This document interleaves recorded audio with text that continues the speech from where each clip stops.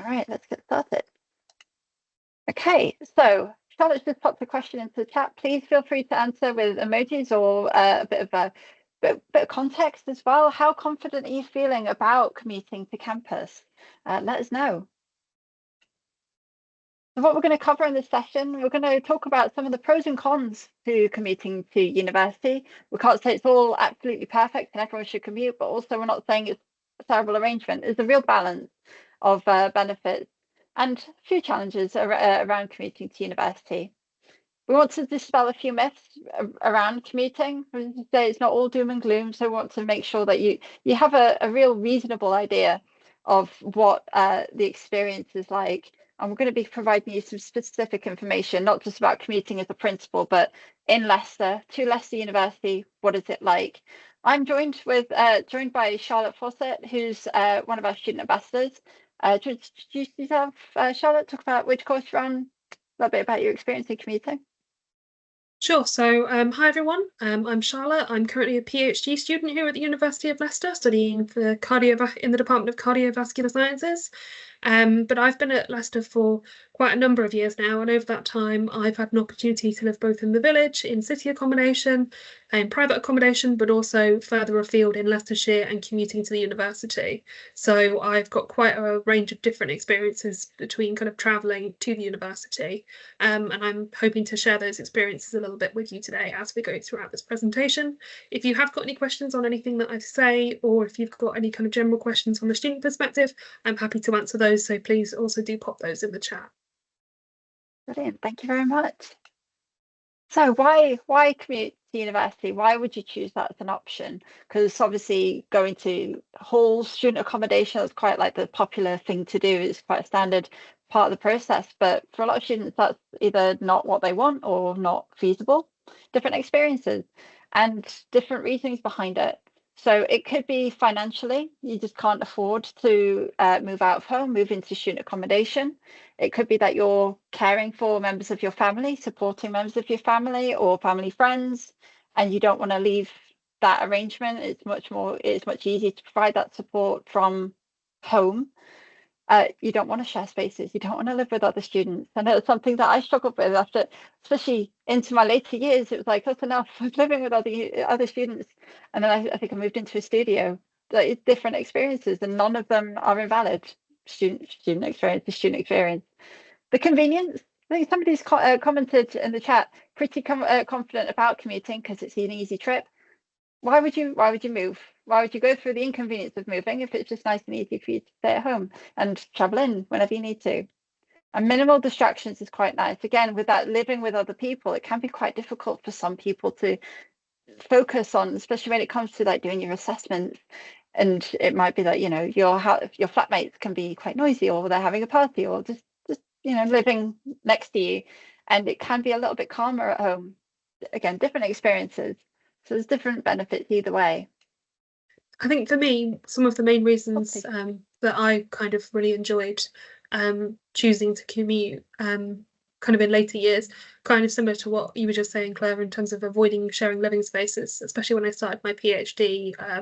I found that things like distractions from kind of other students who might be sharing the same accommodation were something that I was kind of obviously finding more difficult in terms of wanting to have kind of more independent space to study and keeping kind of different hours, and also the pandemic as well, changing to more working from home and things like that, and working in a shared house, finding that a little bit more difficult, and also just kind of like you said, financial reasons in regards to what is kind of financially sustainable and in terms of where to live, and what rents and things like that are kind of available. So kind of a whole host of reasons in that list have all kind of contributed to why I'm currently living back with my parents and commuting to the university.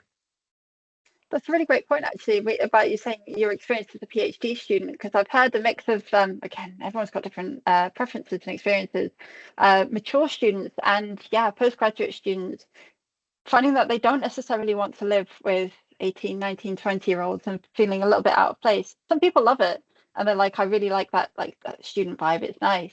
But for some people, it's just like we're in different phases. just not for me. I want to focus and take this a bit more seriously, and it's just not the right environment for you.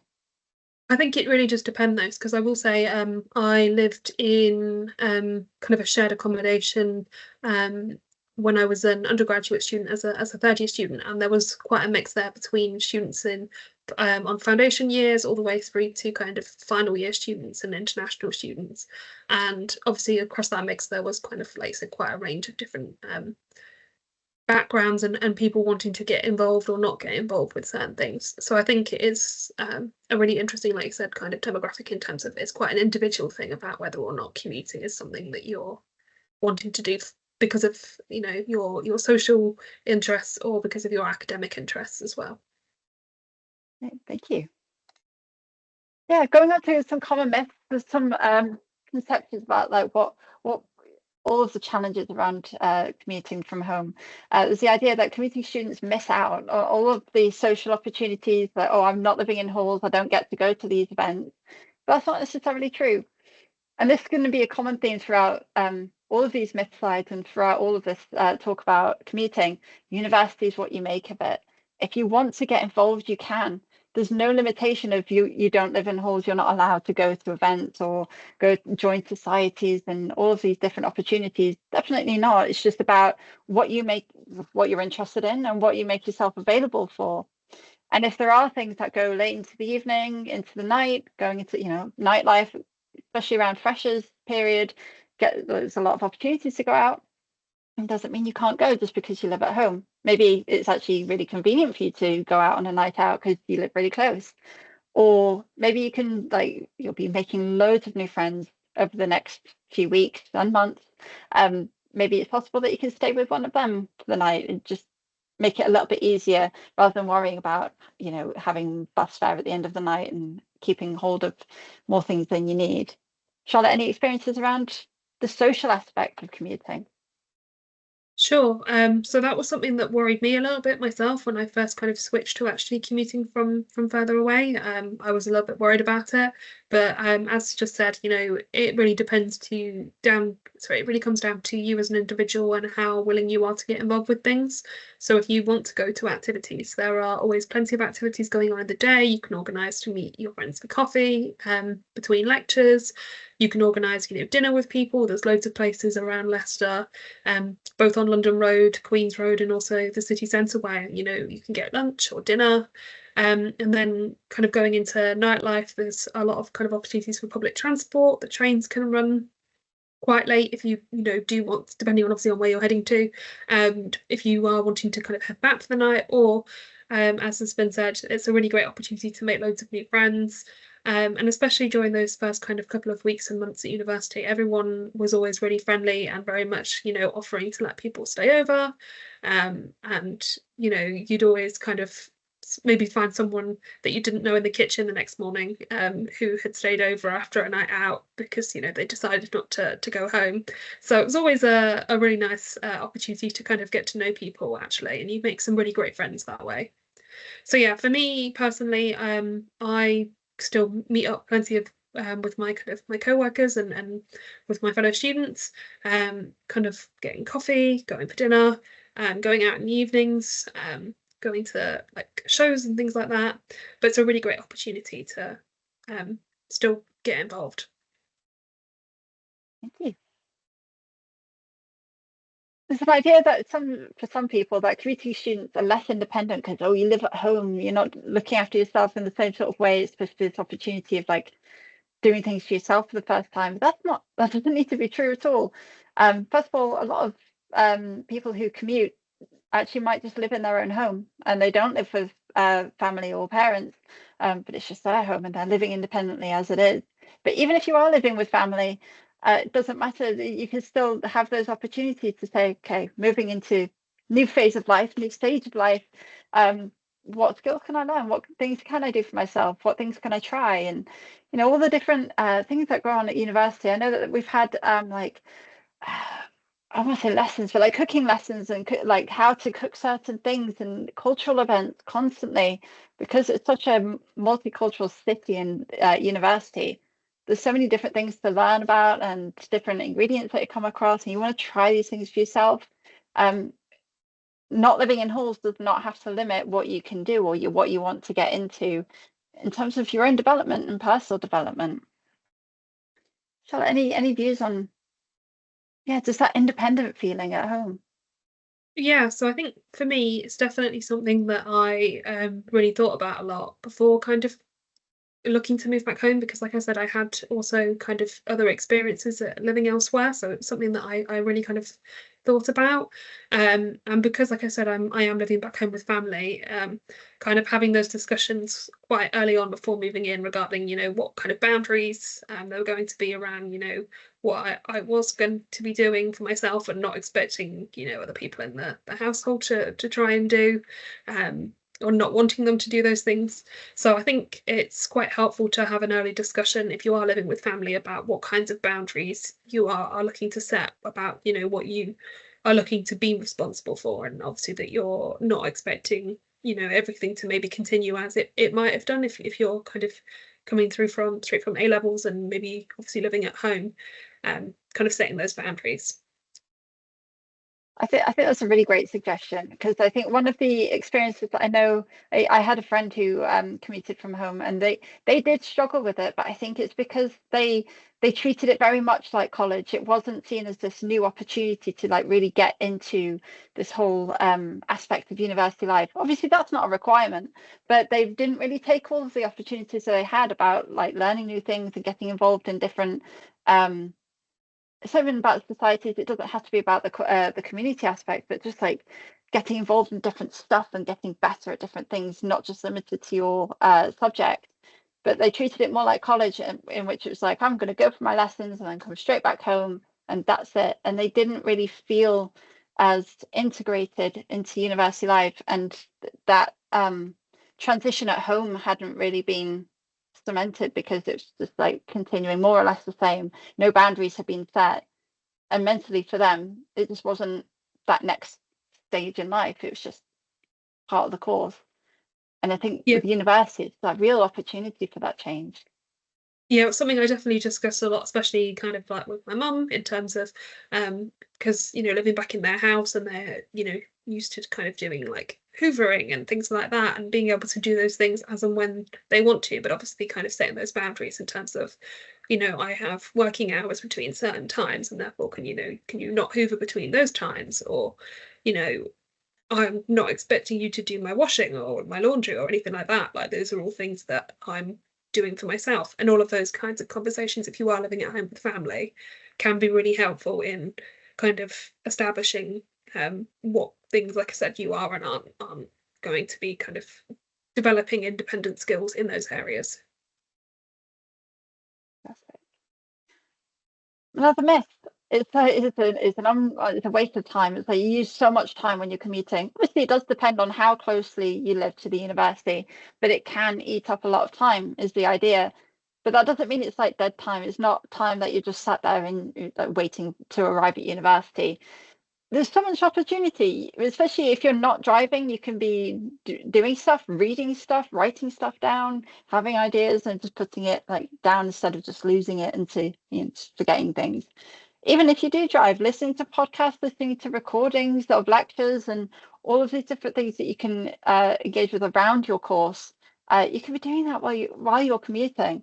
And that's just like it's just a nice opportunity to have that, and it helps you transition. In my experience, it helps you transition into right, going to university now, get to university mode, going over old material. Right, I remember what we covered last week. All right, now it's going to prepare me for this week and help me make the connections, or even just podcasts to help you relax and just like, okay, things might be stressful at work or at home or whatever it is. Going to university, just gonna take this time to chill out and like get myself calm, get myself focused, and then make the most of the time that I am on campus. So Charlotte, when you've commuted before, has it been like quite a significant commute that you had, or was it like a short commute? How was your experience? So, my first experience of commuting, I've kind of had a couple of different methods of commuting over the years. So I either use public transport in the form of buses, or sometimes I would have a kind of a car share with a friend, who used to drive and kind of pick me up because I was on their route. So kind of a combination of both of those things. When I was car sharing with my friend, that was always a really good opportunity for us to kind of catch up and to have a chat because that wasn't necessarily like daily. So it'd be a really nice opportunity to kind of catch up. Sometimes we'd put a podcast on and then we could talk about it. So it was a really kind of nice way to actually spend social time with my friend. In comparison to that, in terms of actually being on the bus, I sometimes work and sometimes use that time productively or look to send emails and kind of do administrative tasks while I'm on the bus. Um, and sometimes I like to read, so I have a Kindle, and I'm a really big fan of reading. And I noticed that over the years I was spending kind of less time reading for interest because obviously a lot of the stuff I was reading was for work. So whilst on the bus, I tried to get back into kind of reading stuff for interest and just kind of reading fiction and a whole host of kind of other random things that were completely unrelated to my work. And I've really enjoyed being able to get back into that. I also listen to podcasts quite a bit. And just kind of generally sometimes just like play games on my phone and all of that kind of stuff. So I do tend to make the commute a little bit more kind of social or relaxed rather than work focused. But sometimes it is, like I said, work focused with emails and things. I think that's a great idea about reading for fun. Reading for fun is so important. I think, especially my third year, I felt like I hadn't read for fun in forever, it felt like. And I thought, no, I really want to make a change because I feel like it was really helpful for my mental health. And I wasn't commuting at the time, but I made sure like before bed, half an hour of just reading, and it just helped me just feel so much more myself rather than just being completely sucked into studying. So yeah, really great suggestion. Definitely recommend it. Obviously, not everyone's a reader. That's fine, but whatever is your interest, don't lose sight of it. Talk about the different kinds of travel. I think Charlotte just mentioned like she had different experiences of traveling. It might be that you're commuting in your own vehicle, car, motorbike, bicycle, whichever one it is. You could be getting the train, could be getting the bus. There are so many buses that go really closely to university, or down University Road or down on Welford Road, London Road. Those whole surrounding areas. Maybe you're going to get the bus into town and then you walk up to the university. There's different methods that you can take depending on where you live, for how far away you live. Looking at your own vehicle, let's have a look at some of the pros and cons. Obviously, if you've got your own car, your own bike, whatever it is, there's a lot more freedom around that because you can choose to leave whenever you want to. You can choose which way you go home. Roads are closed, don't need to worry about it, go a different way. If you finish early, if you want to stay late, completely flexible. So it's really beneficial in that way. But of course, there are costs. If you've managed to have your own car or bike at university, all the costs around that, costs around parking as well, that you would need to keep in mind. We do have a multi-story car park at the university, but obviously the limited spaces. Technically, it's open for public use, so anybody can use it. Can get expensive that way, but also it does mean it can get busier, especially in the middle of the week. It gets really busy. Weekends much quieter typically, and naturally the traffic around university gets quite bad sometimes. So it can be another factor to consider, especially if you're working at the same time. Do keep that in mind. If you need to leave at certain times in order to get to your job, do keep that in mind. Any comments, Charlotte? I was just going to say there's also street parking kind of around the Yes. university, although which is normally a little bit cheaper, but that can obviously be a little bit competitive. You might need to be there quite early. And there's also Victoria Park car park, which is where when I was commuting with my friend, that is normally where we would park. Just because we were kind of based that end of campus, so it made more sense in terms of logistics. But there are kind of other parking opportunities as well as the multi-story, just to kind of make you aware. Very, very good point, especially actually if you're not on main campus, because you could be at Brookfield if you're a business student. Brookfield has a separate car park. Not sure about the arrangements for student parking there. Obviously, if you have a disability and you use a blue badge, if you are a carer, you are able to get certain permissions that other students can't access for parking, and as well as the hospital. If you are a medical student or any of the health sciences students, might be parking at the hospital, and all of the challenges around hospital parking. But course. This is something to definitely consider if this is the way that you're going to get to any of these locations. I will say with regards to hospital parking, there is also the hospital hopper, which is Oh, it's brilliant. transport Yeah, between London Road to all three Leicester-based hospital sites. So if you are based at hospitals, that might be a good option. Just because I'm based at one of the hospital sites myself, as part of the cardiovascular sciences department. So I know from kind of previous experience of some of my colleagues that sometimes parking might not be the easiest option. So the hospital hopper is definitely something to consider if you are based at a hospital site. it's a really regular bus as well as far as I remember. So I think it's once every half an hour, but I don't know off the top of my head exactly what times it runs between. But because it's a Yeah, public bus, it's not kind of held to any kind of like university like timetabling hours or anything like that. So it's kind of an all day thing. brilliant. Speaking of buses, public transport, other forms of buses, trains as well. Yeah, this could be a lot cheaper compared to cars, compared to staying in university accommodation as well. Um, and it just, again, as we talked about, it gives you that time, that commuting time to just like do what you want to do, chill out, read, play games on your phone, stuff that you can't do when you're driving. Please don't do that when you're driving. But there are downsides. It is increasingly more expensive, particularly trains can be very expensive. If you are commuting by train, make sure that you have a student rail card. It makes it significantly cheaper. Not necessarily cheap, but cheaper, so definitely consider that. Strikes and delays, this can affect buses and seen it affect taxis as well in Leicester. Trains, it can be quite a challenge. I know that many people have had issues about getting to university if they live too far away and they're dependent on trains. And it's such an extra challenge to do keep that in mind. And even if you are affected, make sure that you are keeping in touch with your school to let them know how it's affecting you and what the challenges are going to be, because they might not think about it, wondering where are you, why aren't they coming? Another person that's affected by the strikes, just to let them know, and they'll support you how they can. And yeah, Charlotte mentioned with that timetabling of buses and trains, the timetables don't necessarily align to your timetable. So do keep that in mind. It might be that the bus arrives like perfectly at 9 o'clock, but if it's like all the way down University Road and you've got to like run all the way to the Sober Budgets building, that's quite a trek. I don't recommend it unless you're super fit. I don't like doing that. I wouldn't, it's not an enjoyable time, especially in the morning. So do keep in mind the time that you need to get from wherever you stop, your train station, bus station, and getting to the building that you need to be in. So do keep that in mind.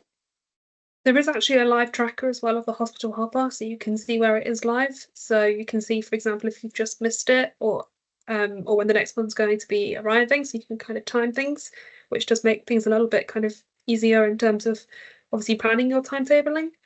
Um, as well as that, also just kind of looking at alternative routes. So when I first started using the bus, I kind of had it in my head that there was like, get this bus and then this bus. And then over time, I came to learn that actually, rather than just having to get this one specific first bus, it actually turned out that there were about 4 or 5 different buses I could get from the same stop. And there had been a period of time where I'd just been watching these buses arrive and not getting on them. And the same with the second bus. So in terms of just being familiar with other opportunities and other timetabling and other bus routes, if that is what you're getting, that might be alternative routes, obviously, to the university. It's a really great suggestion. I think for a while when I was traveling to university by bus, First Bus app is so helpful because I think most, oh, I won't say most, at least the buses that I got would also have a tracker on, so you could see where it was, like roughly on the route. Not always accurate, but at least it gives you a good idea, and it gives you a good idea of when the next one's coming, if that one's not the best for you, or if it's like delayed, or whatever the situation is. It's helpful to make sure that you have all the relevant apps that you need, especially because some of them have tickets on as well, so you don't need to worry about obviously paper card based finding things. Having it on your phone just makes it a lot easier.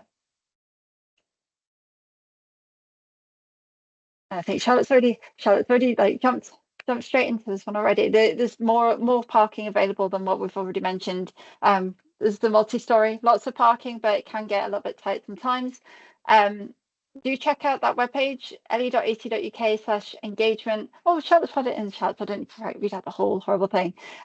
Check out that page. It gives you all of the local areas that you can park in quite easily, and reference to the Granville Road car park, which I think might be the name of the Victoria Park car park, if I'm not wrong. It's the same road entry to get to that car park, I think, or it's one that's really close by. I can't remember. So those are paying displays. That's really helpful, especially if you're only coming in a few times in your own vehicle. You don't need to like commit to a long time. It's just having knowing where to find these places, so you don't have to like commit them to memory today.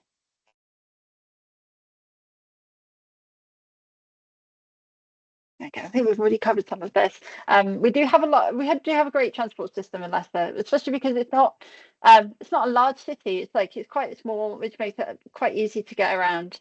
As Charles mentioned, there's several buses that you might be able to get, sometimes not. So do check them out, make sure that you know which routes are available for you. And with the train station, it's not very far away at all from the university campus. It's quite nice. Sometimes, when it's particularly windy, when it's wet, that walk uphill feels like it's taking forever. That 17-minute walk feels like it's taking a lot longer than it usually does. But it's relatively close, but do keep that in mind. Weather challenges as well. It gets a bit slippy sometimes, especially in the winter. And well, the reference to really close by cities, the convenience to travel to other cities is brilliant from Leicester, but it can take a long time, and sometimes Charlotte's already alluded to it, like with the multiple buses, sometimes there's multiple trains to get where you want to. So make sure if you are traveling from quite far away, which trains you need, which stations they go to. Is it multiple? Is there a direct route? Just making sure that you've got all of the information that you need to get to and from university. So we talked a little bit about getting involved. We've already mentioned societies, but definitely do join them if you've got any interest in. Well, actually, no, if you've got any interest, look for the societies. There's a massive list on the Leicester Union website that you can take a look at. There's new societies popping up all the time. If you want to make your own, you're more than welcome to. The people that work at the Students' Union are more than happy to help you through that process of setting up your own society. So if there's something in particular that you want to do, go for it. There's definitely going to be other students in the university that are interested in what you're interested in. And they're so brilliant. There's such a push at the beginning of the year to join societies, but it's not the only time to do it. So we push you to join societies at the beginning because it's a great opportunity to make lots of friends. But if you're not feeling ready yet, or you're not so sure about which societies you want to join, you can always join them later. There's never a problem. Join them later, or when you feel ready to, or when you think, right, I've got this balance of traveling to university now, and now I want to join a society. Yeah, do it later. It's not a problem at all. And everyone's so friendly and welcoming, especially, you've got something in common. Let's talk about it. Let's do something together with it. It's a really lovely opportunity to meet other people outside of your course. But again, it's not a requirement, but we do recommend it because it's really good. It's a really good chance. And I think people make some of the best friends that they have in university through societies and those shared interests. Any comments on the society, Charlotte? Or any more comments, I should say? Not really anything to add, but I have just popped a link to the University of Leicester Students' Union link to societies. So if you are looking to kind of browse through the list of current societies, you can take a look there and see if anything catches your interest. Like I said, we've got a really wide range of different opportunities. And if the society doesn't exist, you can actually join together with a couple of friends and actually set up your own society. So over the years, we've had a whole host of really cool societies. I have to admit, my favourite one was always the chicken nugget. I believe they used to try chicken nuggets from different venues and rate them. That's really important work, to be fair. A society I definitely would have joined had it been a society when I was a student. And in getting involved, we do recommend that you stay on campus a little bit more outside of your lectures. As I mentioned earlier with my friend that struggled with treating university almost like college, you can, if that's what you want to do, you're welcome to. but it's a very easy way to get involved if you're around on campus and available for these opportunities. Sometimes they run into the later afternoon, sometimes they're middle of the afternoon. You might have something that's going on in the morning, but if you're just sticking around a few more hours, then you get to get involved in all of these events. They're not necessarily based in societies. Many of them are, and that's brilliant, but some of them are just run on campus. You just turn up to campus one day and stuff's going on. Stick around, figure out what's going on, get involved. And then I think Charlotte mentioned this earlier, just spending time with people on your course outside of doing your lectures and your seminars and your labs and whatnot. Just spending time together on campus and just talking. And it's really beneficial for just grounding yourself. It's not just about studying and traveling and working and all these things. Just taking the time for yourself to just connect with other people. It's really beneficial. There's also some really nice places kind of close to campus, which if you're looking for things to do with kind of friends that you might be interested in doing, if you've only got like an hour or so. So for example, there's the Attenborough Arts Centre, and sometimes there are exhibitions and kind of other activities that go on in there, and that's only a very short walk away from kind of main campus, right by kind of the Henry Wellcome Centre and the medical school, the George Davis Centre. But as well as that, there's also heading down towards kind of Newark, the Leicester Museum, and a whole host of kind of other things which are in the immediate vicinity of the university, which can be a really good opportunity for you to kind of meet people and go out and do something, but still be back in time for your next lecture. I think recommending the Attenborough Arts Centre is a great suggestion. It's actually part of the University of Leicester, but it is a gallery that's open to the public, and they do loads of different events throughout the year. A lot of inclusivity events as well, aimed at the disabled community, disabled artists as well. And yeah, fantastic exhibitions that you wouldn't believe, just minutes away, literally so close to the university. Definitely check that out. And they've got a little And cafe as well. I don't know if they're running at the minute, but they used to run some kind of arts session. I think it was for 2 hours, and it was kind of a surprise arts thing. So you went along and you didn't know what kind of art and craft you would be doing that week. So sometimes it might be like painting a candle, and then the next week it might be like making a bracelet. But it was a series that they ran where, like I said, you just didn't know what art and craft you were going to be doing. Um, but things like that are always also going on, as well as kind of exhibitions and stuff. So I think that's a really great opportunity again to kind of get involved and do things as well. I think they were called what were they the Wild Card Wednesdays? I think that might be. They were Yeah, I so think it was the good. Wildcard Wednesdays. Yeah, yeah, they're so Particularly brilliant. particularly given that for quite a lot of students you might not have anything on your calendar timetable for a Wednesday afternoon. So it's a really good way to kind of spend that time and meet people.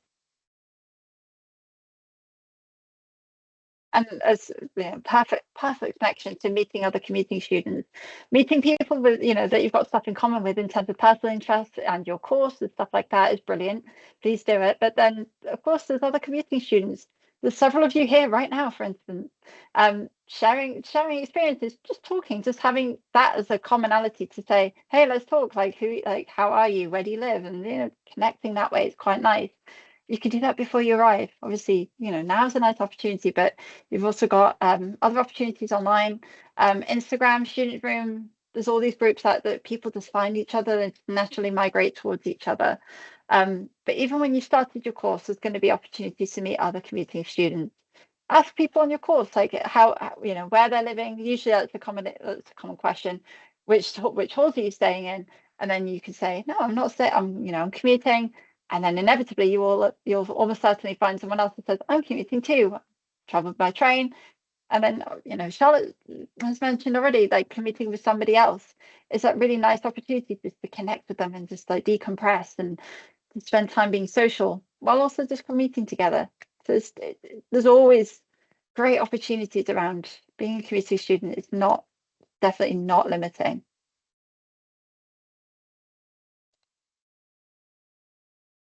I think we've already touched on this one as well, like using it productively. And that doesn't necessarily mean studying, because that can be hard to, study from basically start to end of your day. There's a lot. You need that time to relax as well. You might use it to focus, and that's great. But yeah, using it just to center yourself a little bit, not like constantly working, because you want to strike a balance. And sometimes commuting can be quite tiring. So making sure that you spend that time to just decompress, I think it's quite important.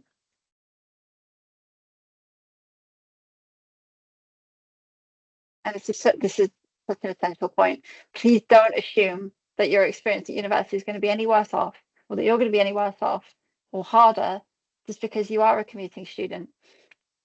Just because people live really close to university, it doesn't mean it's going to be a better time for them, an easier time for them, um, or that they're more of a student than someone who lives at home. That's just not how this works. You're a university student, you're a university student, whichever place that you're living in, however you get to university. It's about how you spend that time, how you spend your time as a university student and with others is going to be what defines your university experience. It's not going to necessarily be because, you're not going to think back on university life and think, oh yeah, I got the bus all the time, unless that's what you really care about.